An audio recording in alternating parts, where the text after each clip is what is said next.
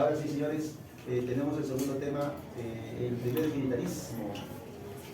Hay que ubicarnos con el tiempo, mira, es bueno ubicarnos con el tiempo, 1827 y 1872. O sea, hablemos que Bolívar se fue del Perú. ¿Te das cuenta? Se fue del Perú Bolívar.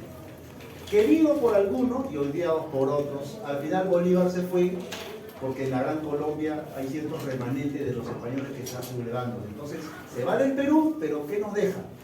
Nos deja un país más chiquito. ¿Cuál es el primer territorio que nos arrebató Bolívar en el norte? Guayaquil. Y en el sur, el Alto Perú. ¿Y cómo fue llamado el Alto Perú? República de Bolívar, que después sería Bolivia. ¿Está bien? Está bien, al final es el mismo. Entonces, ¿al Perú le costó su independencia? Sí, le costó muy caro, como lo dice Eber Morote en su libro sobre Bolívar, libertador y enemigo número 1 del Perú. Señores, se fue Bolívar y los peruanos encarnaron el gobierno, ¿no? A futuro. ¿Quiénes gobernaron el Perú? Civiles no había, como clase dirigencial, por supuesto.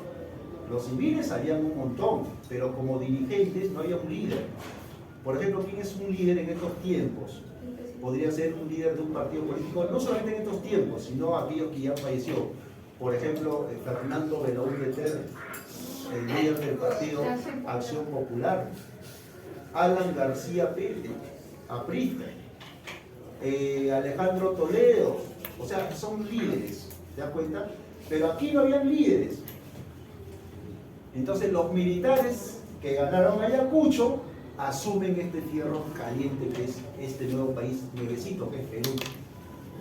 Y por ser ganadores de Ayacucho asumen que tienen toda la capacidad para poder gobernar, pero lamentablemente salíamos de una guerra, y salir de una guerra a un país lo empobrece. Si es pobre, lo hace más pobre, y si es rico, lo lleva a una crisis. El Perú nunca ha sido pobre. Pobre ha sido su clase dirigencial, que otra cosa.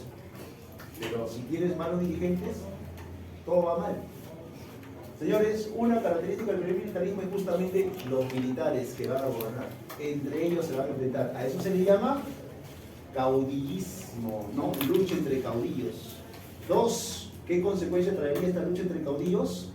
Inestabilidad. ¿Te das cuenta? El Perú es inestable. ¿Quién gobierna? Si a uno lo están sacando y al otro está dando golpe de Estado, el otro se subleva, o sea, inestabilidad. ¿Quién va a querer venir a invertir en un país inestable? Nadie. Crisis económica porque salimos de una guerra. Ya teníamos deuda, ¿no? Recuerda que Rivabuena inició la deuda externa. Y fronteras. El Perú tenía fronteras, pero fronteras tal y como nos dejaron los españoles. No habían tratados limítrofes. ¿Por qué? Porque los países son nuevos. Entonces teníamos que asumir lo que los españoles nos dejaron. Entonces ese principio es, lo que te dejamos los españoles, eso es tuyo. Eso se llama uti possidetis. Poseerás lo que has poseído desde 1810, digamos. O sea, te dejamos esto y esto es tuyo, porque no habían tratados. Pero si había un pueblo que no estaba conforme con ser peruanos, podían ser del norte o del sur. Entonces los pueblos podían elegir también libremente si querían ser de parte de Perú o quizás no. Libre determinación, porque no hay fronteras. Las fronteras las hacen los pueblos. Las fronteras las hicieron prácticamente los españoles cuando se dejaron un virreinato muy grande. ¿Quiénes fueron los presidentes que gobernaron? Uno, empecemos, que son militares. Por ejemplo, a la salida de Bolívar, ¿quién se quedó a cargo del gobierno peruano? Santa Cruz.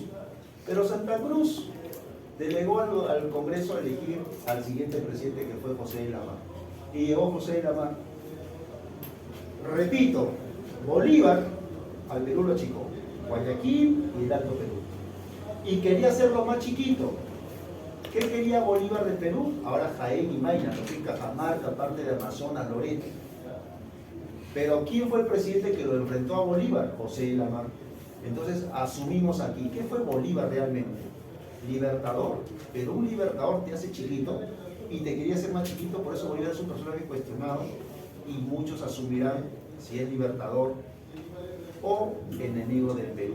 Quizás los dos, quizás en mayor grado libertador y en menor grado enemigo. Ese simplemente es análisis. José de la Mar enfrentó a Bolívar. Podemos decir que durante el gobierno de José de la Mar se dio la guerra con Bolívar, o contra Bolívar, mira, contra Bolívar, o podría decirse la guerra contra la Gran Colombia. ¿Viste? Bolívar. Conclusión, ¿qué pasó de esa guerra? Bolívar ya no reclamó Jaén y Maynas, y el Perú no reclamó ¿qué? Guayaquil. Gamarra le dio un golpe de estado a la Mar no terminó su gobierno y Gamarra sí lo terminó, porque al lado de un gran hombre hay una gran mujer, y esa mujer ¿quién fue? Y lo defendió Agustín Gamarra de 14 intentos de golpe de estado, Francisca Zubiaga Bernales.